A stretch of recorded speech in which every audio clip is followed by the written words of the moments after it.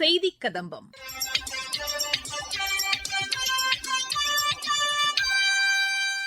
இன்றைய செய்தி கதம்பத்தில் ஆதிச்சநல்லூரில் தொல்லியல் ஆய்வு மையம் அமைப்பது குறித்த செய்தி தொகுப்பு மற்றும் மத்திய பட்ஜெட் குறித்து பயனாளர் வழங்கும் செய்தி தொகுப்பு மற்றும் மத்திய அரசின் சமூக வலைதள பதிவுகள் ஆகியவை இடம்பெறுகின்றன. முதலில் ஆதிச்சநல்லூரில் தொல்லியல் ஆய்வு மையத்தை சர்வதேச கலாச்சார மையமாக மாற்ற பட்ஜெட்டில் அறிவிக்கப்பட்டது குறித்து எமது தூத்துக்குடி மாவட்ட செய்தியாளர் வழங்கும் செய்தி தொகுப்பு.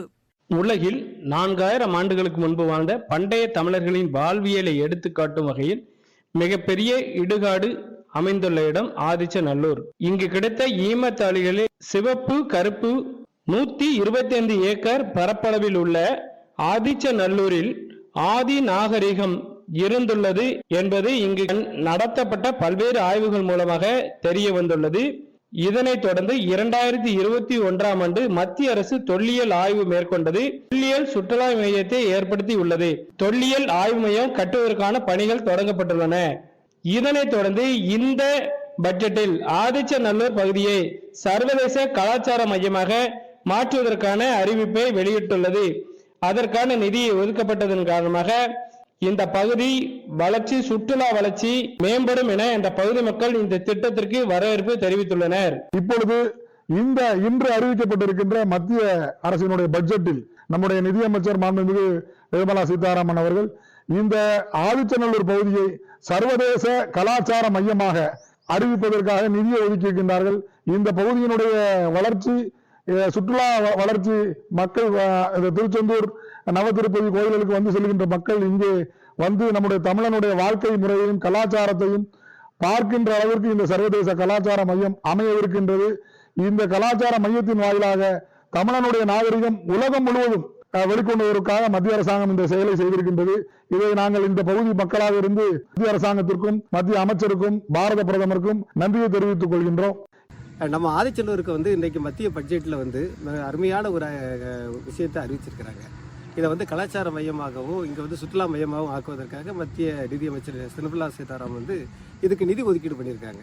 உண்மையிலே எங்களுக்கு ரொம்ப சந்தோஷமாக இருக்குது. ஏன்னு கேட்டிங்க அப்படின்னா 2 பட்ஜெட்டுக்கு முன்னால் இந்த ஆதிச்சநல்லூருக்கு உலகத்தரம் வாய்ந்த அருங்காட்சியகம் அமைக்கணும் அப்படின்னு சொல்லி இந்தியாவிலே ஒரு 5 இடத்துக்கு மியூசியம் அமைக்கணும் அப்படின்னு சொல்லி நிதி ஒதுக்கீடு செய்திருந்தாங்க.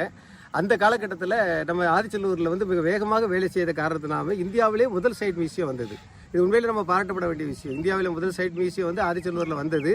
மியூசியத்தில் நம்ம ஆதிச்சநல்லூரில் கலாச்சாரம் அப்படிங்கக்கூடிய ஒரு பெரிய பிரிவை கொண்டு ஒரு வளாகம் அமைப்பதற்காகவும் சுற்றுலாத்தலம் அமைப்பதற்காகவும் மத்திய பட்ஜெட்டில் நிர்மலா சீதாராமன் அவர்கள் நிதியை ஒதுக்கீடு செஞ்சுருக்கிறாங்க. இது உண்மையிலே பாராட்டப்பட வேண்டிய விஷயம். இங்கே இருக்கக்கூடிய தொல்லியல் ஆர்வலர்கள்லாம் ரொம்ப மகிழ்ச்சி அடைவோம்.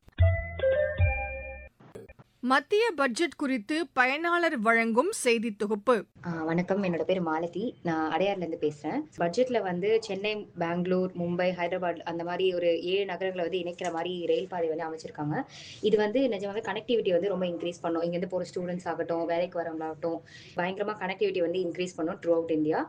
அடுத்து எய்ம்ஸ் போன்ற 3 ஆங்கில இந்திய ஆயுர்வேத கல்வி நிலையங்கள். ஸோ இது நம்ம ட்ரெடிஷ்னல் மெடிசன்ஸ் எல்லா அந்தந்த ஸ்டேட் அந்தந்த ரீஜன்ல இருந்து நமக்கு சில மெடிசன்ஸ் எல்லாம் அழிஞ்சு போயிட்டு இருக்கு.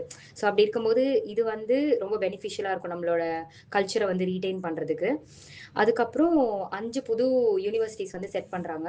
ஸோ இதுவுமே ஸ்டூடெண்ட்ஸ்க்கு நிறைய ஸ்கோப் கொடுக்கும், லைக் டிஃப்ரெண்ட் ஜானர் எடுத்து படிக்கிறதுக்கு. நெக்ஸ்ட் நம்மளோட லைக் எக்ஸ்போர்ட்ஸ்ல டாக்ஸ் இன்க்ரீஸ் பண்ணிக்கு இது ஒரு நல்ல விஷயம். பிகாஸ் நம்மளே நம்மளோட எல்லா தேவையான விஷயங்களும் ப்ரொடியூஸ் பண்றதுக்கு லைக் இண்டிஜினியஸா நம்மளால இருக்க முடியும். அதே மாதிரி ப்ரொடக்ஷன் ரிலேட்டட் இம்போர்ட்ஸ் மேல டாக்ஸ் இன்க்ரீஸ் பண்ணிக்கிறதும் நல்ல விஷயம். ஸோ தட் நம்ம அந்த ரா மெட்டீரியல்ஸ் கூட நம்ம இங்க இருந்தே எக்ஸ்ட்ராக்ட் பண்ண முடியும். ஸோ இது எல்லாமே தமிழ்நாட்டுக்கு டெஃபினட்டா அண்ட் ஆல் ஓவர் இந்தியாவுக்குமே பெனிஃபிஷியலா இருக்கும். வணக்கம், நான் இப்போ ஆட்டோ டிரைவர் நீலாகண்டன் பேசாம வனந்தூர்லேருந்து இருக்கேன். வரி விலக்கு போட்டுக்கிறது வரத்தக்கது தான். ஏன்னா பார்ட்டி அடிபட்டுன்னா அவங்களுக்கு அந்த பிடிப்பு இல்லாமல் அவங்களுக்கு கொடுக்கும்போது பாதிப்பட்டவங்களுக்கு அது கொஞ்சம் நல்லா வரும், நல்ல இன்ஃப்ளூன்ஸாக இருக்கும். ஒரு பாதிப்பு இல்லாமல் அந்த மொத்த அமௌண்ட் அவங்க கிடைக்கும்போது அவங்க லைஃப் கொஞ்சம் ஃப்ரீயாக. என்னோட பேர் தான்யா. நான் வந்து சென்னையிலேருந்து பேசுகிறேன். ஸோ தமிழ்நாடு, ஆந்திரா, ஒடிஷா மாதிரியான ஸ்டேட்ஸ்க்கெலாம் வந்து புதுசாக மைனிங் கொண்டு வரதுக்காக ஒரு சில ஸ்கீம்ஸ்லாம் கொண்டு வரோம் அப்படின்ற மாதிரி சென்ட்ரல் பட்ஜெட்டையும் சொல்லியிருக்காங்க. ஸோ இது மூலமாக படித்து வெளியில் வர எல்லா யங்ஸ்டர்ஸுக்குமே வந்து கரெக்டாக அவங்க படித்ததை வந்து செயல்படுத்துறதுக்கான நிறைய வேலைவாய்ப்பு திட்டங்கள் வந்து வரும் அப்படின்னு சொல்லிட்டு ரொம்ப ஸ்ட்ராங்காக நம்புகிறோம். அண்ட் இன்னொன்று என்னென்னா, பெண்களுக்காக ஒர்க்கிங் உமனுக்கு சப்போர்ட் பண்ணுறதுக்காக நிறைய இடத்துல வந்து ஹாஸ்டல்ஸ் வந்து ஓப்பன் பண்ணுவோம் அப்படின்ற மாதிரி வந்து சொல்லியிருக்காங்க. ஸோ இதுவுமே வந்து ரூரல்லேருந்து வர எல்லா விமனுக்குமே அந்த ஒர்க் ஸ்பேஸ்க்குள்ளே என்டர் ஆகும்போது ரொம்ப சப்போர்ட்டிவாக இந்த ஸ்கீம் இருக்கும் அப்படி சொல்லிட்டு நான் பிலீவ் பண்ணுறேன்.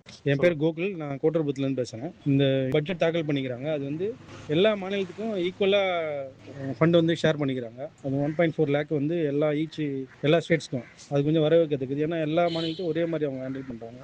அது வரவேற்கத்தக்கது தான். வணக்கம், என் பேர் சரவணன். ராணிப்பேட்டை மாவட்டம் கலவை தாலுக்கா மாம்பாக்கம் கிராமத்தில் இருக்கோம். விளையாட்டுத்துறைக்கு பார்த்தீங்க அப்படின்னா 4447 கோடி வந்து ஒதுக்கியிருக்காங்க. கடந்த ஆண்டை காட்டிலும் இந்த ஆண்டு வந்து 1133 கோடி எக்ஸ்ட்ரா கொடுத்துருக்காங்க. அது மட்டும் இல்லாம இந்திய பயிற்சி மையத்துக்கு வந்து 917 கோடி கொடுத்துருக்காங்க. இதன் மூலம் இளைஞர்களுடைய திறனை அதிக வலுப்படுத்தும் நவீனமயமாக்கப்பட்ட உபகரணங்கள் தயாரிக்கிறதுக்காக தனியாக நிதி ஒதுக்கி இருக்காங்க. அது வந்து மாணவர்களுக்கு, விளையாட்டு வீரர்களுக்கும் காயம் இல்லாம நல்ல சேஃப்டி மெஷர்ஸ்லாம் எப்படி நம்ம டெவலப் பண்ணலாம் அப்படின்னு சொல்லிட்டு இந்த பட்ஜெட்ல நிறைய விஷயம் சொல்லியிருக்காங்க. இதற்கு நாங்கள் நிதியமைச்சர் அவர்களுக்கும் பாரத பிரதமர் அவர்களுக்கும் விளையாட்டுத்துறையின் சார்பாக மனமார்ந்த நன்றியை தெரிவித்துக் கொள்கின்றோம். எஸ். குழந்தைசாமி, தலைமை ஆசிரியராக பணியாற்றி வந்து இருக்கிறேன். பட்ஜெட்டில் மின்னணு சாதனங்களுக்காக ரூபாய் 40,000 கோடி ஒதுக்கப்பட்டுள்ளது. இந்த மின்னணு சாதனங்கள் உற்பத்தியில் மிக சிறந்ததாக இருக்கும் பொழுது உலக அளவில் நம்மளுடைய சாதனங்கள் ஏற்றுமதியை அதிகரித்து நாட்டினுடைய வருவாயையும் அதிகரிப்பதற்கு இது ஒரு காரணமாக அமையும். இந்த பட்ஜெட்டில் இந்த மின்னணு சாதனங்களுக்காக ஒதுக்கப்பட்ட 40,000 கோடி வரவேற்கத்தக்கதாக இருக்கிறது.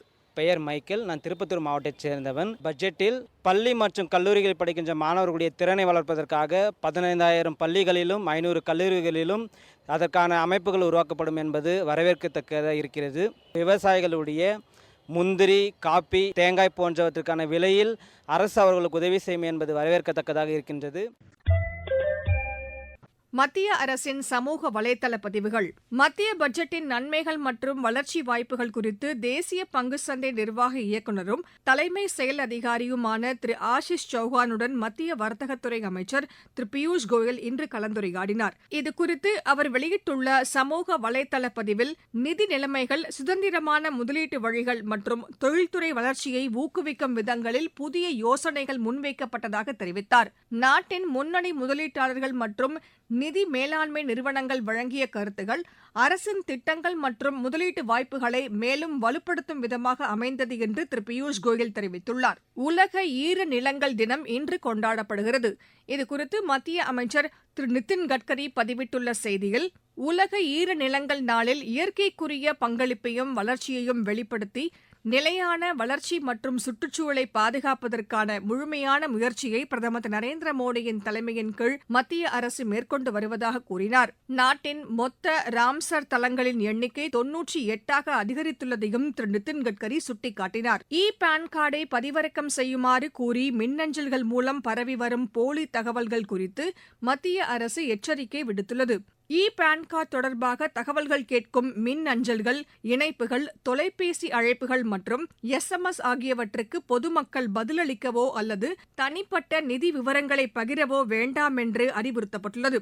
பான் கார்டு தொடர்பான சேவைகளுக்கு வருமான வரித்துறையின் அதிகாரப்பூர்வ இணையதளங்களையே பொதுமக்கள் பயன்படுத்த வேண்டும் என்றும் கேட்டுக் கொள்ளப்பட்டுள்ளது.